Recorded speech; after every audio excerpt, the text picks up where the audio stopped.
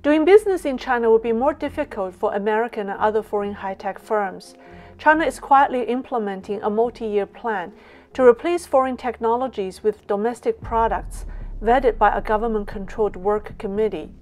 Government entities, state agencies, and the military are given priority to replace their foreign or jointly developed high-tech products, ranging from PCs to software to cloud and network equipment.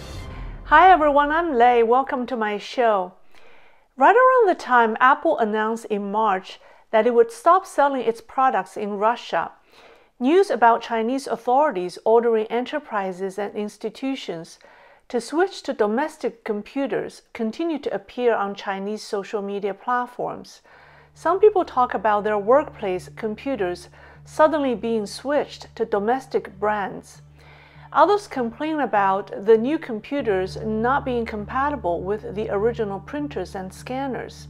On May 4th, a mainland Chinese social media user complained that after his workplace required everyone to turn in their old computers for Chinese-made ones, they had to install a Windows emulator because the new computers weren't compatible with Windows. The person claimed that the new computers reduced office efficiency to the level of 10 years ago, and his boss was unhappy. Experts believe China is implementing its 6-year-old Safe and Secure Tech Industry Initiative to purge foreign technology products and replace them with domestic products.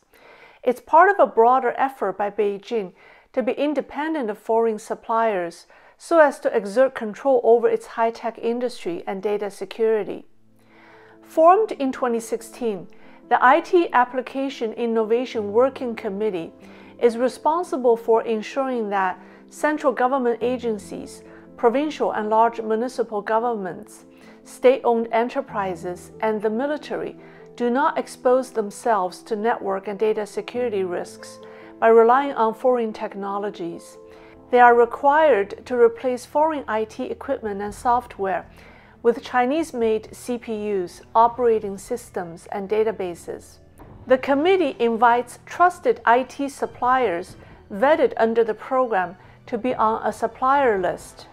Wholly owned foreign ventures or joint ventures don't qualify. Bloomberg reported last year that the committee had maintained a list of over 1,000 suppliers. The Ministry of Industry and Information Technology and the China Electronics Standardization Association oversee the committee. According to Chinese media, the initiative was the response to the 2013 Edward Snowden leak of the NSA surveillance program.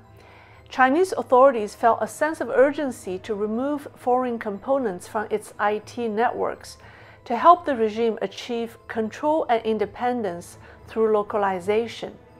Beijing worries that network vulnerabilities and code backdoors can be used as a weapon between rival countries. 13 million people work in government agencies and 26 million more in state institutions, so it's expected that the number of computers needing to be replaced is at least 40 million. Assuming a combined hardware and software cost of 13,000 renminbi per computer, the total cost of swapping personal computers will be 500 billion renminbi, or about $63 billion. I believe the 40 million PCs is underestimated because the number of CCP officials alone is about 70 million. This doesn't include the people working at state-owned enterprises and the computers in the military. Servers, network equipment, and system software are additional. Bloomberg estimated that the initiative will cost Beijing $125 billion or 1 trillion renminbi. I think the actual amount may be more. Bloomberg's report called the committee and its work secretive. We don't know the progress of the project or its impact on foreign companies doing business in China, such as Dell, HP, Microsoft, and so on. Chinese social media posts have disclosed that the central government requires nationwide equipment replacement to be completed within 2 years. One user from western Henan province claimed that their city had already replaced all computers with new ones by Hikvision. 2 years ago, in March 2020, When Chinese surveillance equipment manufacturer Hikvision announced that it would get into the PC business, many people were surprised. Hikvision has come under international criticism following revelations that it helped build surveillance camps in Xinjiang. Cybersecurity research firm IPVM revealed that Hikvision has long had close ties with the Chinese military.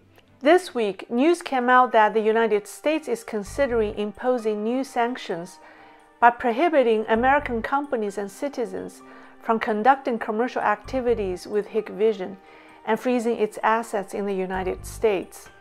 In hindsight, Hikvision has been preparing for U.S. sanctions, and by going into the PC business, it can take advantage of the massive business opportunity the Safe and Secure Tech Industry Initiative offers. The CCP has always regarded technical competitions as a national priority. Its very first project to remain technically independent started in the 1980s after President Ronald Reagan introduced the Strategic Defense Initiatives, or the Star Wars program, in 1983. On March 3, 1986, four leading Chinese scientists wrote a letter to Deng Xiaoping proposing a state-sponsored high-tech R&D program to help China remain competitive and independent of foreign technology. Deng approved the idea within 2 days and earmarked 10 billion renminbi, which was 5% of China's national budget at the time, for the initiative. The project focused on biotech, aerospace, IT, laser, automation, energy, and new materials, and was given the code name 863. The major scientific achievements of the 863 project include the SHENZHOU spacecraft, the Jiaolong submersible, the Tianhe supercomputers, and the LOONGSON microprocessors. 20 years after the 863 project, the regime realized that for it to be independent of foreign technology, it needed to develop its own operating systems and microchips. In November 2009, the Ministry of Industry announced a national high-tech initiative to focus on developing 3 IT areas: core electronic components, high-end chips, and system software. Beijing set the goal of developing Chinese-owned operating systems, database management systems, middleware, office software, and microchips. Within a year, by December 2010, Beijing approved 19 billion renminbi for the project, of which the central government funded 8.4 billion, and 11 billion came from the local governments.